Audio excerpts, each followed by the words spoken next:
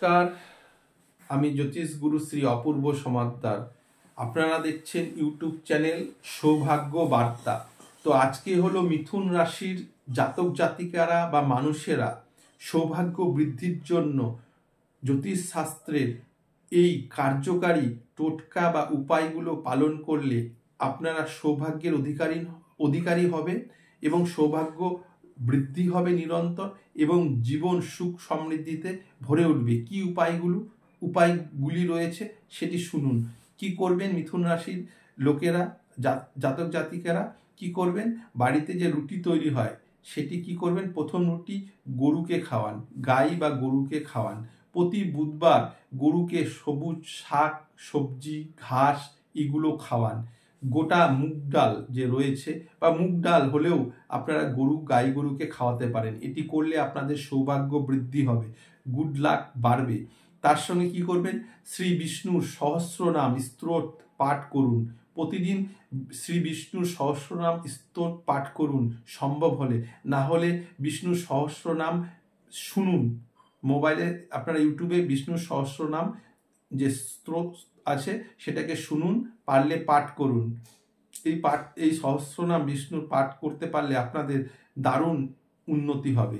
বুধবার কি করবেন? আপনারা বুধবার নিরামিষ আহার গ্রহণ করুন, পারলে উপবাস থাকুন। এর ফলে রোগমুক্ত হবেন এবং সৌভাগ্য লাভ হবে। তার সঙ্গে ব্যবসার উন্নতি হবে, কেরিয়ারের উন্নতি হবে। পান্না জেমিস্টোন রয়েছে, ইমারেল যাকে বলা হয়, বা পান্না রত্ন পান্না পাথর ধারণ করুন এই কনিষ্ঠা আঙুলে। পক্ষ দুটো কৃষ্ণ শুক্লপক্ষে বা পূর্ণিমার সময় বুধবার দিন এই কনিষ্ঠা আঙুলে এই পান্না রত্ন ধারণ করবেন। এছাড়া কঠিন যদি মিথুন রাশি জাতক জাতিকাদের স্বাস্থ্য যদি সমস্যা হয় তাহলে কি করবেন? গজেন্দ্র মোক্ষ স্তোত্র পাঠ করুন বা শুনুন। এটি করলে আপনাদের কঠিন রোগ ব্যাধি বা স্বাস্থ্য সমস্যা থেকে মুক্তি পাবেন বা সমস্যার সমাধান হবে। কি? গজেন্দ্র মোক্ষ স্তোত্র পাঠ করুন বা শুনুন, আর শ্রীরাম স্তোত্র পাঠ করুন বা শুনুন। এটি করলে আপনাদের সমস্যার সমাধান হবে, সৌভাগ্য বৃদ্ধি হবে এবং হেলথ বা স্বাস্থ্য ভালো থাকবে। আবারও বলছি, মিথুন রাশির কিছু পরীক্ষিত উপায়, উপায়গুলো পালন করলে মিথুন রাশির লোকেরা ভালো থাকবেন, সৌভাগ্য বৃদ্ধি হবে এবং জীবন সুখ সমৃদ্ধিতে ভরে উঠবেন। কি উপায়গুলি রয়েছে? বাড়িতে যে রুটি তৈরি করেন, প্রথম রুটি গাই গরুকে খাওয়ান, গরুদের সেবা করুন, গাই গরুকে সবুজ শাক সবজি ঘাস এগুলো খাওয়ান। গোটা মুগ ডাল আপনারা সেই গরুকে খাওয়াতে পারেন। শ্রী বিষ্ণু সহস্র নাম স্তোত্র পাঠ করুন বা শুনুন।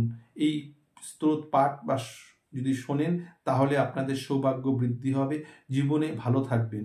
এছাড়া কি করবেন? বুধবার দিনকার নিরামিষ অবশ্যই খাবেন। সম্ভব হলে আপনারা উপোস থাকবেন বুধবার দিন। যদি উপোস না থাকতে পারেন তাহলে ফল আহার করবেন।